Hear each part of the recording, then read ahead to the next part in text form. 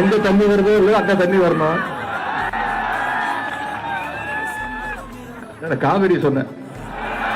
உதயநிதி ஸ்டாலின் சும்மா நினைச்சிட்டு இருக்கீங்களா? கலைஞரோட பேரன்.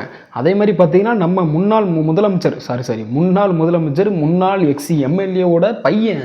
அதனால சும்மா நினச்சிட்டு இருக்கிறீங்களா? அவர் இப்படி தான் பேசுவார். நிரூபிச்சிட்டாரு பார்த்தீங்களா? சும்மாவா சொல்கிறாங்க கலைஞரோட பேரன் அப்படின்னு சொல்லிட்டு. அவர் புத்தி அப்படியே இருக்குது பார்த்தீங்களா? எவ்வளோ ஒரு கேவலமான, எவ்வளோ ஒரு அருவருப்பான ஒரு வார்த்தையை விடுறாங்க.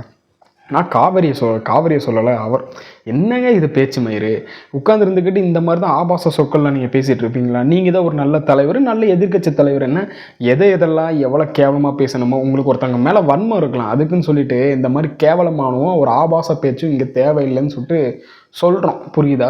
இதற்கு மேலே நீங்கள் இந்த மாதிரி தான் உட்காந்து பேசுன்னு சொன்னீங்கன்னா நாங்கள்லாம் இங்கே ஒன்றும் பண்ண போகிறதில்ல. இங்கே எல்லாம் மக்கள், புரியுதா? இங்கே வந்து இங்கே இருக்கிற மக்களே வந்து ஏற்கனவே ஒரு முடிவு கட்டிட்டாங்க உங்களுக்கு.